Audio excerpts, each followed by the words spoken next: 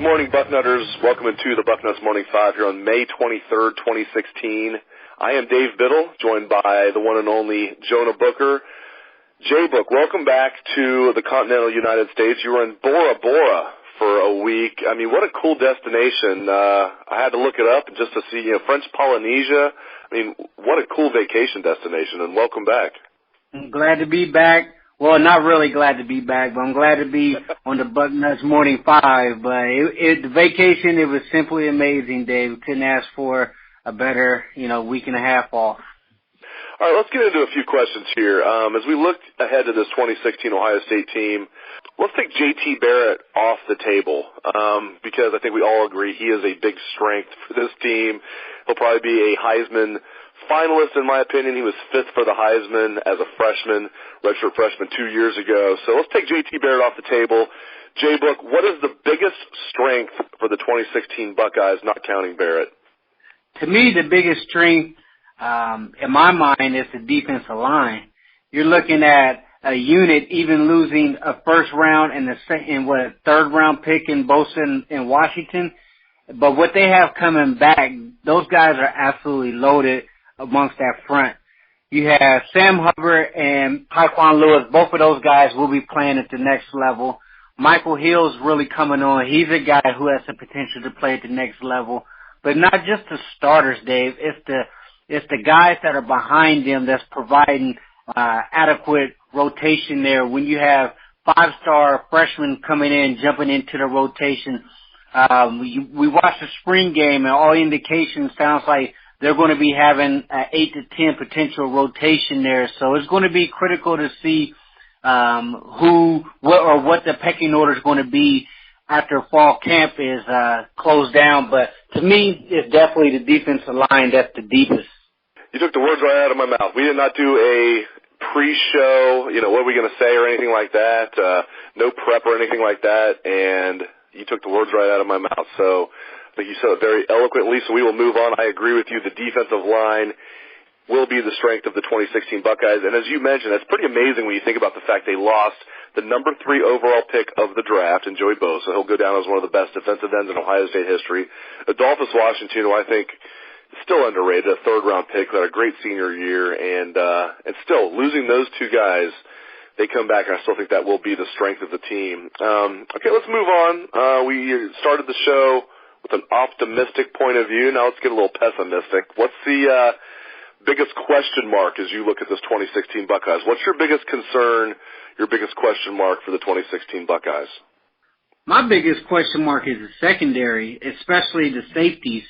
And I also have some concern about the depth at the corner position because if Marshawn Latimer's hamstrings give out on him, that position is going to be incredibly thin. And then in the back end, Malik Hooker, he's going to be taking over for one spot. Then you have guys who switched over from corner, and Eric Smith, what's he going to be about at safety with his knee coming back? So is he going to be full go come fall camp? But they're so young, so many question marks back there. A lot of guys who haven't played very much. They're going to be tested early, Dave. Bowling Green's going to spread the ball around, and Tulsa, those guys, they're probably going to throw the ball 40, 50 times a game in that type of high-power run-and-shoot offense. So the secondary for me is what I think is the weakness, and the only reason I say it's the weakness is for the simple fact that there's not a lot of depth at corner, and the position at the safety, those guys haven't seen a lot of action, so we don't know what we're going to get back there. In practice is one thing, but once the bullets are flying live, it's a whole different type of game, especially when you're in Norman, Oklahoma on primetime television. I have a tie, with defensive backs and wide receivers. So I'll talk about wide receivers since you hit on the defensive backs, and I agree with you that the DBs are a question mark. Now, to be clear, I like the starting defensive backs. I just feel like depth there is a concern, but I feel like if Malik Hooker, Eric Smith, and Damon Webb stay healthy at safety, those are 3 good safeties. And I feel like if Garyon Conley, Denzel Ward, and Marshawn Lattimore stay healthy, those are 3 good corners. But that's a huge if those guys stay healthy, especially Marshawn Lattimore, and just guys can get banged up because we're talking about, the most vicious sport, you can play other than maybe MMA or boxing. So guys are going to get hurt. So depth in the secondary is a concern, but I do like the starters. So I'm going to talk about the wide receivers. It's definitely a concern for me. Now, it's not a huge concern. That's the great thing about this 2016 Buckeye team, even though the over-under somehow for wins is 8.5. I don't see any glaring weaknesses. I mean, as we're talking about, secondary is somewhat of a weakness, and wide receivers, I think, is a weakness just because of the inexperience. You look at, the starting wide receivers are probably going to be Corey Smith and Noah Brown. That's not a sure thing, though. Corey Smith is a sixth-year senior. He still has a lot to prove as a receiver. He's looked very good on special teams.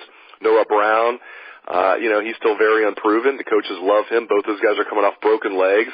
At least they're not coming off torn ligaments. Not to play doctor, but, it's easier to come back from broken bone than it is a torn ligament. So that is one good thing about that. So I'm not really too far down on the wide receivers. I just need to see it before I believe it. And they have a lot of guys in the running. I mentioned Corey Smith and Noah Brown, but there's a ton of other guys, with Paris Campbell, KJ Hill, Torrance Gibson, Austin Mack, Terry McLaurin, just on and on and on, James Clark. I'm sure I'm leaving some guys out. So I'll say wide receiver is my biggest concern, although it's not a huge concern. All right. Moving on, and this is a good segue here because let me ask you this question. Austin Mack or Torrance Gibson, who will have a bigger impact for the 2016 Buckeyes, J-Book? Everybody's saying Austin Mack, Dave, but I'm going out on a limb, and I'm calling it. Torrance Gibson is going to be the one who has the bigger impact, and I'm going to tell you why. The guy is so dynamic with the ball in his hands. We know that Urban Meyer loves freak athletes. He loves guys that gets the blood pressure raised once they touch the football, meaning that they're going to do something special. And that's the potential that Torrance Gibson has. When he touches the ball, he can do something special.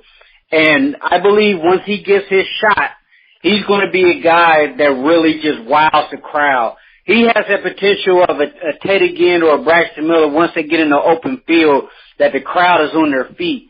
Now, that's not to say that Austin Mack's not going to have a solid freshman year, and I believe he will be in a rotation running.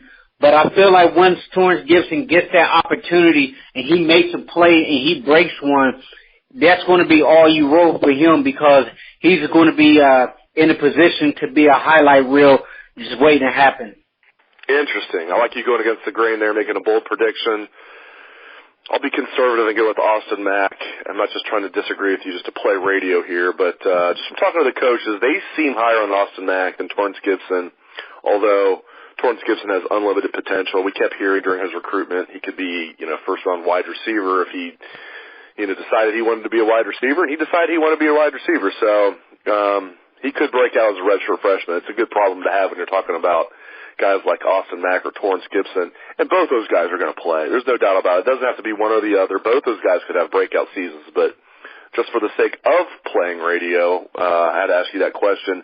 One more playing radio question for you before I let you go. Last topic on the show here. Who will have a bigger impact, Curtis Samuel or Mike Weber this season? That's a tough one, Dave. But I'm going to have to go with Mike Weber for the simple fact that I think he's going to have the potential to get consistent touches with the football. Curtis Samuel, they're going to move him around a lot. They grossly underutilized him last year. I think the guy is special. How he's going to be once he's back in full throttle mode from his injury, that remains to be seen. But I think Mike, at a running back position, if he can beat out Dunn in camp, I think he has the potential to be a 1,000-yard rusher. And I don't think Samuel will get you 1,000 yards. I think he's a guy that will get you, 400, 500 yards on the ground, another 300, 400 yards in the air as a dual threat. But I think Mike Weber will have the potential to be your premier back. Great insights and comments, as always, from my man Jonah Booker. You can catch his column every week on Bucknuts. It is outside Columbus. He is now back from Bora Bora, thankfully, although he could just spend the rest of his life there if it was up to him. Thank you very much, J-Book, and thanks to the listeners out there for tuning into the show. I appreciate it. Hope everyone has a great day. Let's hear some Buckeye swag, best damn band in the land.